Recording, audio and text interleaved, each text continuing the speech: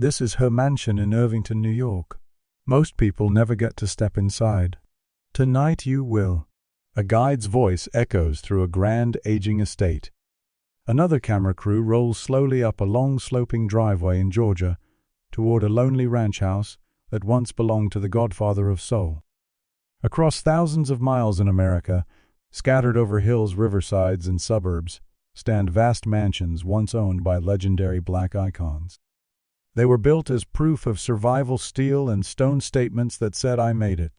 Now many of them sit half-empty, paint-peeling roofs sagging, auctioned off for $1, waiting for buyers who never come.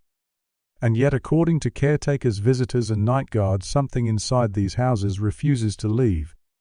People describe spectral figures hovering in hallways, distorted sounds leaking out of old photographs, wooden rocking chairs that move on their own in dust-choked rooms, shifting with a frantic rhythm, as if pushed by a force no one can see. So what exactly is the horror that lingers behind these expensive front doors? Tonight we walk through 17 haunted homes of black icons, places where some believe the spirits of their owners still wander, trying to finish stories that were cut short. Villa Lewaro, The Wrath in the Herbal Air, Irvington, New York. From the road, Villa Lewaro looks like a monument, not a ghost story.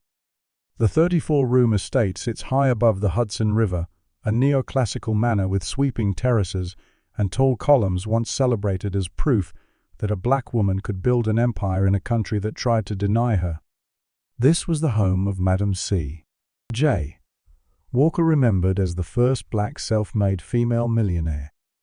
On paper, Villa Lewaro is simply historic architecture. In person, people say it feels more like a throne room that never fully surrendered its queen. According to restoration workers who have spent long solitary hours there, the house does not like to be treated casually. One artifact specialist later described standing alone in Madam Walker's bedroom at twilight. As the last sunlight vanished, the air in the room reportedly changed. It grew heavier, denser, as if the space itself were pushing in on his chest. He said his rib cage felt squeezed not by panic, but by something pressing from the outside. Then came the second wave. Witnesses claim a blast of hot, almost feverish air swept across the back of his neck, carrying a strong, unmistakable scent, rich herbal oils, the same kind associated with Madam Walker's famous hair products. The smell didn't drift. It hit sharp, focused, overwhelming, like standing too close to an open bottle. To him it felt like a warning, the presence of a woman who had fought her way into American history and was not interested in being treated like a museum label. Workers say the house operates by its own quiet rules. Maintenance staff have claimed that if anyone swears loudly, laughs disrespectfully, or treats the rooms like a playground, the heavy wooden doors, dark as coffin lids, slam shut at the same instant, though no one is there to push them. On full moon nights, security footage is said to show blurred streaks of light moving across hallways, forming the outline of a tall woman. Guards report hearing what sounds like silk skirts brushing across the floor, pacing steadily from room to room. To believers, that is not wind. That is a matriarch making rounds, still guarding the empire she built, still watching every intruder who thinks they have a right to walk through her home. The Beach Island Mansion, the Christmas Eve dirge, South Carolina. Deep in the woods near Beach Island, South Carolina, another house sits under trees that look skeletal after sunset. This was the private fortress of James Brown, the godfather of soul, a single-story ranch spread across roughly 80 acres of land. Here, away from arenas and stage lights, he spent his final days. On Christmas Day 2006, he died in a hospital, and the property fell into legal battles, neglect, and silence. But people who have stepped through its doors say silence is not the right word. The center of the story is a withered Christmas tree still standing in a corner of the living room. The power to the house has long been disconnected. Yet several photographers and trespassers have claimed that at the stroke of midnight, a strange blue light flickers to life along the dead string of bulbs wrapping the tree. Not warm holiday light, something colder, unearthly, like a faint electric glow. Under that pale shimmer, dust-covered furniture reportedly takes on a washed-out ghostly tone, as if time itself froze on the day James Brown's life stopped. From the basement where he once recorded and rehearsed, some visitors say they've heard heavy thuds against the floor like fists pounding through wood. Others describe the sound as frantic clawing, as if someone were trying to escape a sealed room below. Over those noises, there are stories of faint, strained vocal sounds, like a voice trying to climb toward one last high note before breaking into a harsh gasp. It doesn't play like a song, it plays like a memory replaying itself, badly warped. To outsiders, the Beach Island estate is just an empty property caught in legal limbo.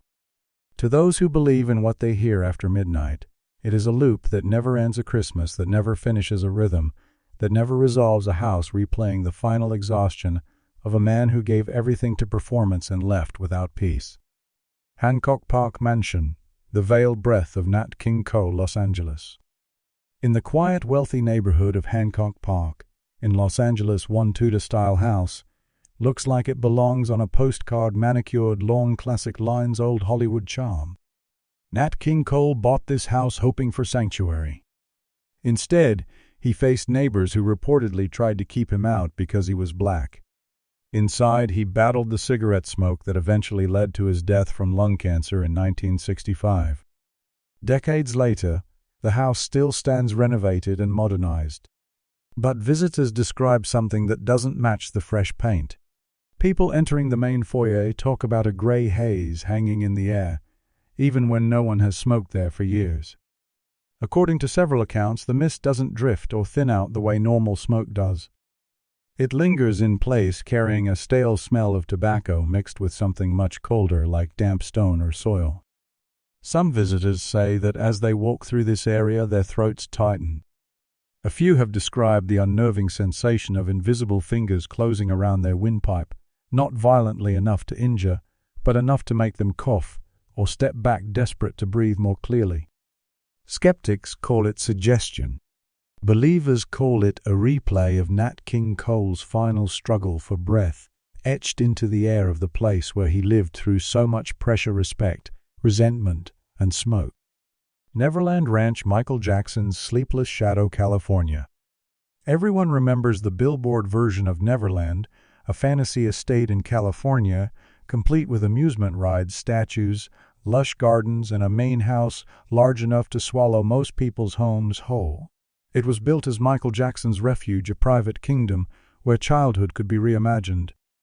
But by the time he left this world in 2009, that kingdom had become a symbol of lawsuits, obsessions, and a life lived under unrelenting scrutiny. The rides are still. The music has stopped. Yet, according to security personnel and occasional workers, the property has never truly gone quiet. Inside the main manor, security cameras reportedly have captured a slim, solitary shadow gliding past doorways late at night, moving in a way that looks disturbingly familiar, quick footwork, a smooth slide, a pivot that echoes the most famous dance moves on earth. In some accounts, the figure appears to walk straight through solid walls, not performing for an audience, but drifting without direction, like someone rehearsing steps in a place where no applause remains. Out by the old amusement grounds, the real rides are rusted and unmoving. But people who have walked there at night say that small music boxes sometimes start on their own. The melodies begin normally gentle and nostalgic. Then, according to witnesses, the tempo suddenly speeds up. The notes warp, bend, and twist until the sound becomes thin, high, and eerie, more like a cry than a song. Those who have patrolled the grounds at night often talk about the sensation of being watched from every angle. When they turn around, nothing moves except the bronze statues of children scattered through the garden. Some guards insist that when they glance back a second time, a statue's head or arm seems to be angled differently, as if it had shifted while no one was looking. To critics, it's imagination. To others, Neverland is a place suspended between childhood fantasy and adult reality, between joy and exhaustion, too charged to ever truly go still. And for those who believe the presence that glides through its hallways at 3 a.m. is not there to perform, it's there because even in death rest never really arrived. El Palacio Apartment, Dorothy Dandridge's Solitary Rose, West Hollywood. Some sorrows sink so deep that even death can't smooth them out. They stay behind like stains in the walls.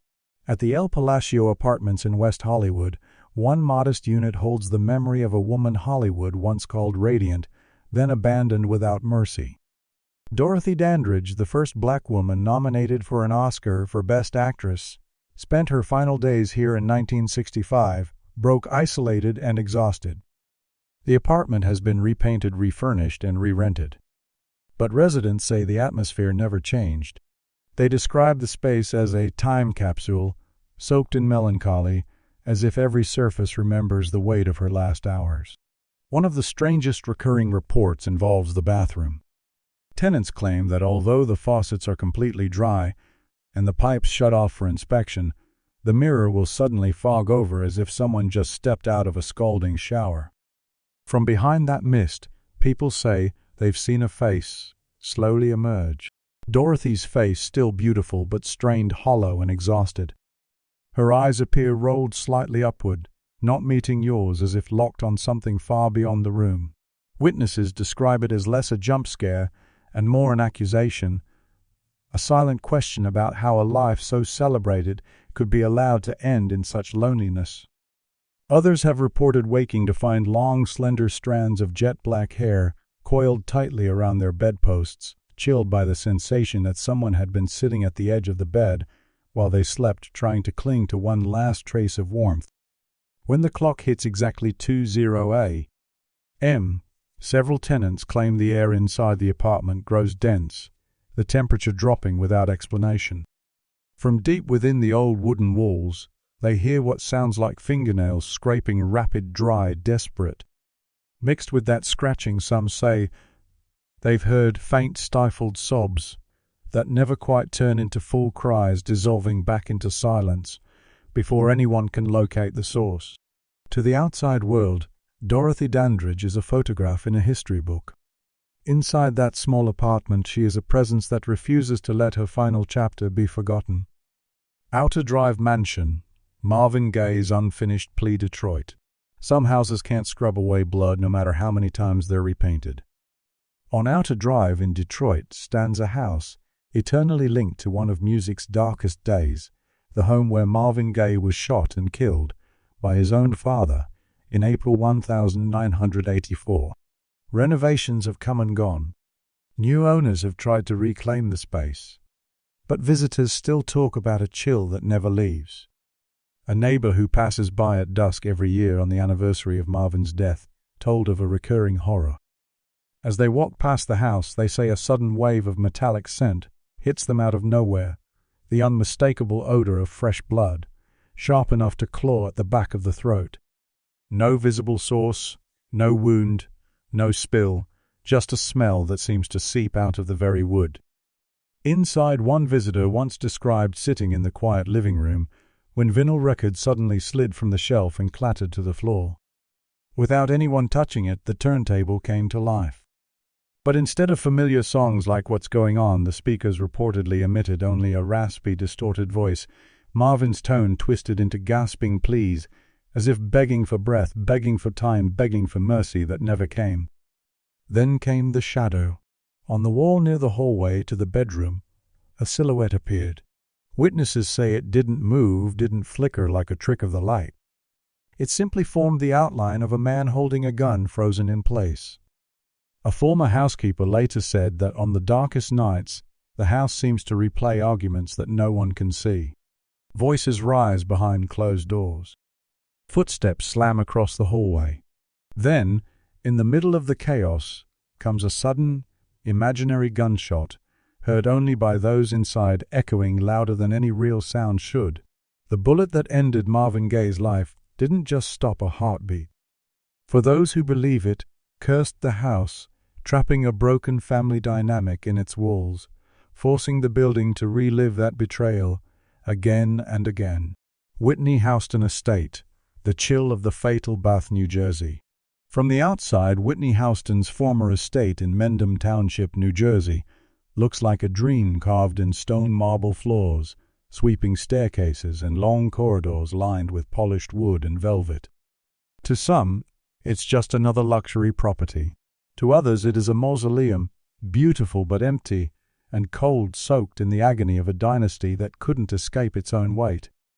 An elderly caretaker, one of the few who has walked those halls, night after night, has described what happens when the New Jersey fog rolls in and swallows the surrounding hills. On those nights, he says, the house feels less like a home and more like a sealed vault.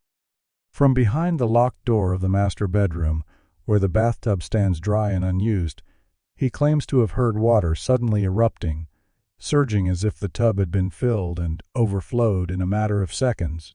Following the sound with a flashlight, he says he once watched in stunned horror as wet footprints formed on the carpet outside the bathroom. They appeared one after another, dark sodden impressions that trailed from the unseen tub toward the bed, then stopped at its edge. No dripping pipes. No visible intruder. Just the suggestion of someone who had stepped out of death still searching for warmth. Guests who have stayed on the property talk about being jolted awake by a voice cutting through the empty air, sharp, powerful, unmistakable. For a moment they think they're hearing Whitney singing again, the voice that once filled stadiums. But as they listen, the sound shifts. Notes warp. The melody twists into a wet, choking gurgle, as though someone is trying to sing while being dragged underwater. The sound stops abruptly, leaving the listener alone with their own racing pulse. The most disturbing accounts come from security personnel who say they felt a drenched, freezing hand clamp down on their shoulder from behind. The grip is described as violent, insistent, and inescapable. Those who have felt it swear they walked away with the overwhelming sensation of ice-cold water seeping into their clothes as if they were being pulled toward the bottom of a tub where a legendary voice was silenced forever. Los Feliz Mansion, Sam Cooke's scream of despair, Los Angeles. In Los Angeles' Los Feliz neighborhood, there is an estate that looks like it belongs to a forgotten European hillside, grand, old, and quiet. But for those who believe the silence inside that house is not peace. It's pressure. This is the home tied in whispers and rumors to the restless spirit of Sam Cooke, whose death in 1964 has long been surrounded by suspicion and unanswered questions. A mechanic once working late at the property claimed that at midnight, as he stood alone in the hallway, he saw something dark seep out from beneath a closed bedroom door. It wasn't water. It wasn't oil. He described it as a thick, dark fluid that spread across the floor toward his boots, carrying with it the sharp, unmistakable scent of iron-like fresh blood. As he reached to touch it, it evaporated into nothing, leaving behind only the smell and a pounding heartbeat in his ears. The sound system in the house has been known to switch on without warning. Instead of playing the smooth, uplifting sound of a change, is gonna come people inside report hearing ragged breathing and heavy footsteps like someone running stumbling, trying to outrun something in the dark. One night, God swore he saw a muscular silhouette materialize in the middle of the walkway. The figure appeared nude, its chest marked by gaping black wounds where bullets might have torn through. In the same instant, a scream ripped through the empty hallway. "She shot me." The sound crashed against the walls like thunder, followed by a loud impact, as if a body had slammed into wood and slid to the floor. Visitors looking out the window at night have reported another sight. Instead of the calm view over the valley, they claim they've seen a bloody handprint dragging itself down the glass from the inside, leaving streaks that fade as quickly as they appear. To those who believe this house is not just haunted, it is a reenactment chamber, a place where a man's final confusion and horror play back in fragments, still waiting for the justice that never came. Aretha Franklin Estate, the Cathedral of Spectres, Detroit. When Aretha Franklin, the Queen of Soul, died in 2018, many assumed her story ended in glory, surrounded by respect, by accolades, by love. But the disputes over her estate, the arguments, the contested wills, the tug of war over money and legacy cast a shadow over the Detroit home she left behind. Some say those arguments woke something up. Inside the living room sits her beloved Steinway piano, once the instrument of Sunday afternoons, recording sessions and private rehearsals. Now, according to members of an asset management team, it has become the center of something far darker. One worker claimed that on Easter Sunday, as they walked past the piano, a thick black tar-like fluid began to ooze from between the ivory keys. The smell, they said, was unbearable rotting sweetness, mixed with decay like something that had died under the floorboards. Whenever anyone in the house speaks too loudly about the will, the money, or the estate, several witnesses report the same reaction: a low guttural growl, tearing through the air, followed by a sudden blast of freezing wind that leaves the room brutally cold, as if someone has just walked straight through the group and out the other side. Infrared cameras set up in the private chapel on the property have reportedly shown something even more disturbing. In the footage, pews that appear empty to the naked eye suddenly fill with blurred, faceless figures when viewed through night vision lenses. They sit perfectly still, row after row, like a ghostly congregation attending a service without end. To those who believe this is Aretha's last show of authority, a woman who spent her life commanding rooms, now filling her own chapel with spirits to guard the peace she was denied in death by the greed of the living. Louis Armstrong House, The Broken Cadence, Queens, New York. On a quiet street in Queens, New York, stands a modest brick house that once held the laughter, music, and warmth of Louis Armstrong, a man whose trumpet helped define American sound. He died here after a heart attack, and visitors say the house has never quite let go of that final moment. In the narrow hallways, staff and guests have talked about hearing distant trumpet notes from the attic, long, piercing, and warped. The sound is not joyful or smooth. It is strained like a siren, chopped in half a melody that keeps getting cut short just before it finds its rhythm. A curator once claimed that the emotional charge in certain rooms is so strong that glass display cases have shattered without anyone touching them. Just a loud crack and then shards everywhere, as if something had pushed outward from the inside. In the room where Louis is believed to have taken his last breath, visitors describe an unmistakable sensation. His old armchair starts to rock back and forth violently, empty, creaking on its own, while the sound of harsh, labored breathing fills the air. Others say that when they stand too close to his personal belongings, trumpets, photographs, handwritten notes, they feel a hand clamp onto their wrist. Ice cold, firm, dragging, not enough to bruise but enough to send a message. To them it feels like Louis Armstrong's spirit is still trying to share his last terrifying seconds, the panic, the chest pain, the feeling of a body failing, while the mind still reaches for one more note in the dark.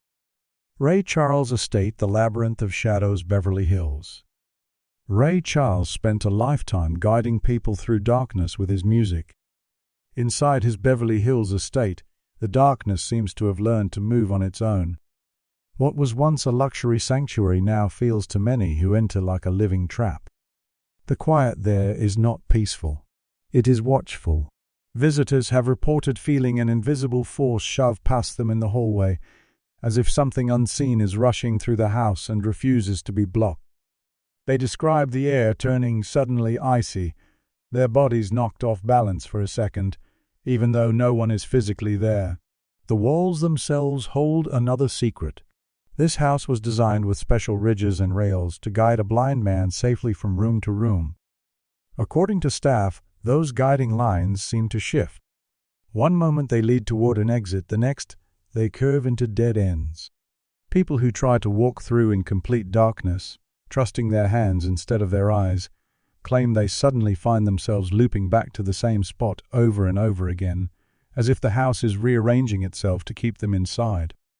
On certain nights, some say they've seen what looks like a pair of eyes, glowing faint blue in the shadows, sightless but fixed on whoever stands in the room.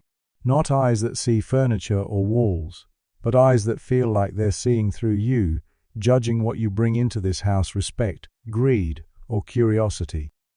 To those who believe Ray's estate has become a maze built from memory and anger, a place where the path out is never as simple as the path in.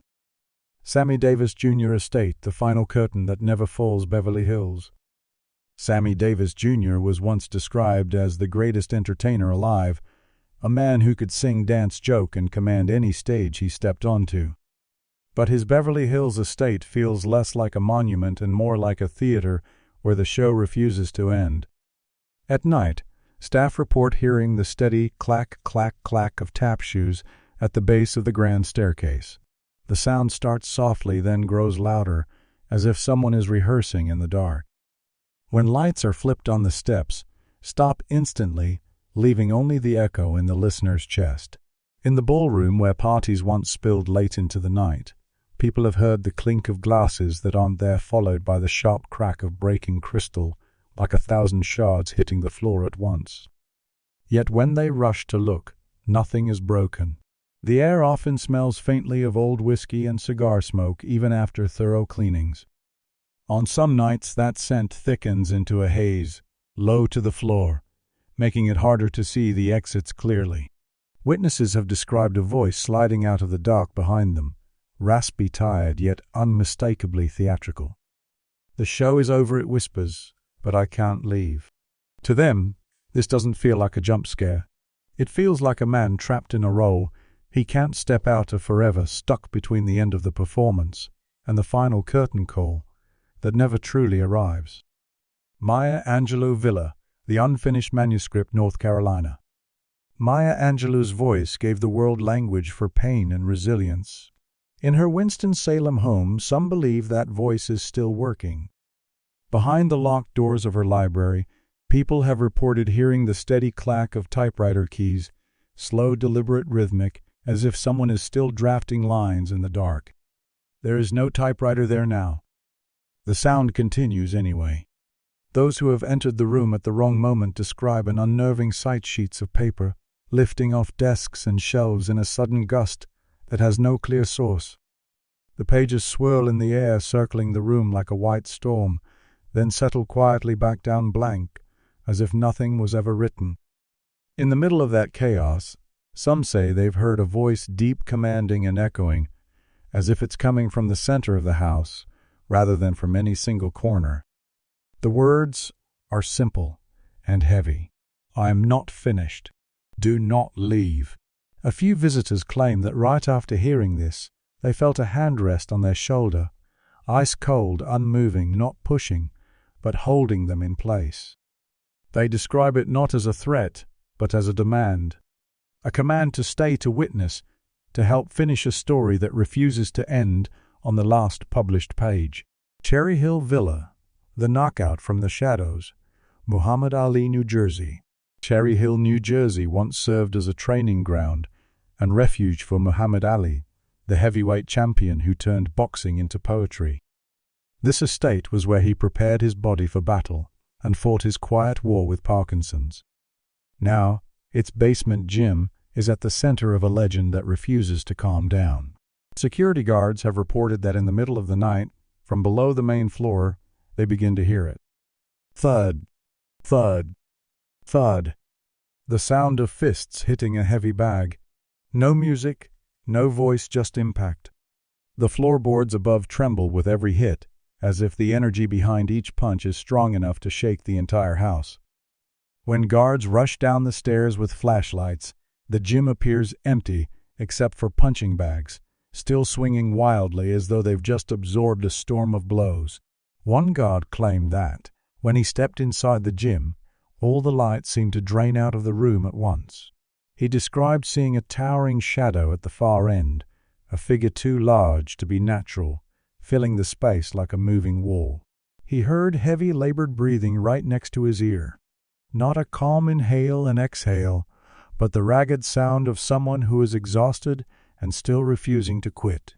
Then suddenly the breath stopped. For him, that silence was worse than the noise.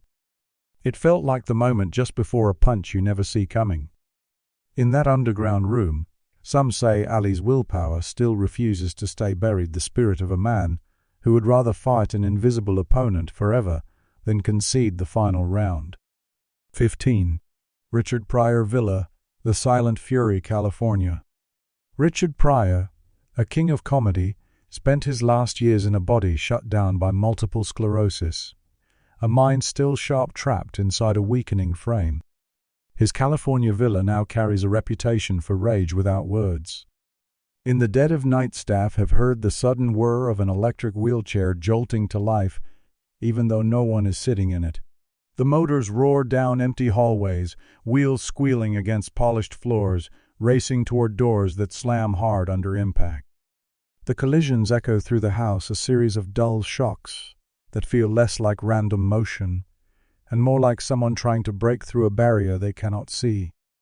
Security cameras, according to those who've reviewed the footage, have captured something even stranger.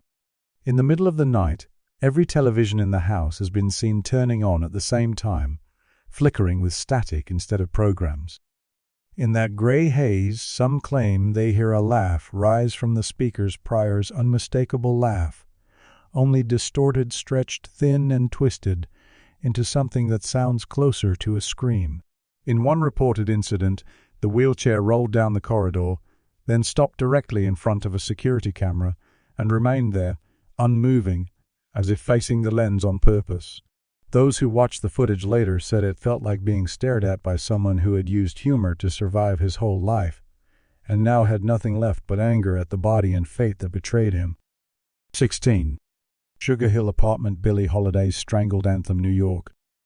Billie Holiday left this world humiliated, sick, under arrest, handcuffed to a hospital bed in 1959. At her old Sugar Hill residence in New York, some say that injustice is still alive in the air. Inside her former bedroom, visitors describe an immediate change the moment they step through the doorway.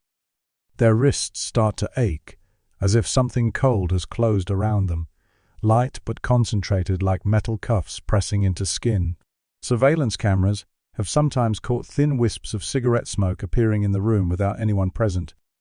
The smoke hangs in one place instead of drifting, then twists upward into a loose, choking loop like the outline of a hanging rope. At the same time, witnesses say the scent of gardenias, the flower Billie was famous for wearing, suddenly floods the room. It doesn't come lightly.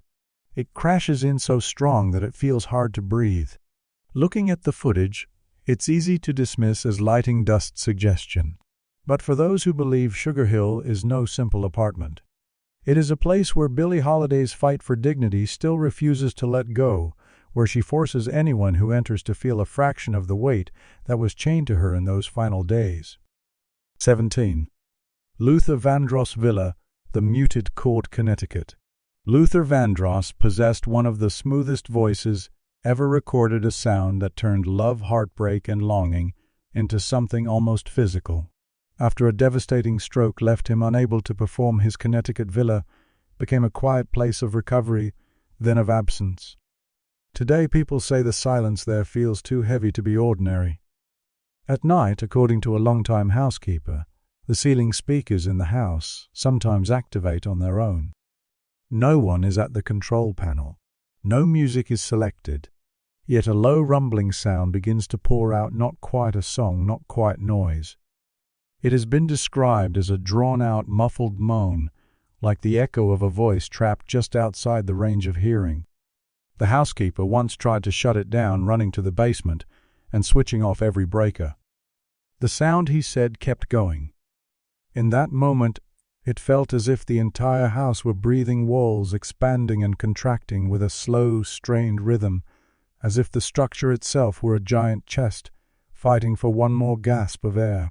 He reported feeling a warm hand tap his shoulder from behind. The touch was gentle, human, unmistakably real. When he turned inches from his face, he didn't see a person. He saw a shadow with sunken eyes and a mouth stretched open in what looked like a silent cry, no sound coming out, only the shape of a voice that had been taken too soon. For those who believe, Luther Vandross's villa is not about fear for its own sake. It is about longing, the ache of a voice built to fill rooms trapped in an echo that can no longer cross the threshold between silence and song. In the end, these 17 homes tell one story with many faces. They are not just haunted mansions. They are archives of unresolved pain, unfinished work, and legacies that were twisted, cut short, or consumed by forces their owners never fully controlled. The past in these places does not lie still. It lurks behind drapes, clings to stair rails, and waits in doorways for anyone brave or foolish enough to listen. So if tonight you hear a footstep in an empty hallway or feel a tap on your shoulder when no one is there, ask yourself a different question. Are you being scared for fun, or is some forgotten story simply refusing to be buried? If you found these stories change the way you see these legends, tell us which one stayed with you the most, and which haunted house you would never dare enter alone. If you know someone whose life or personality mirrors this story, share their name in the comments.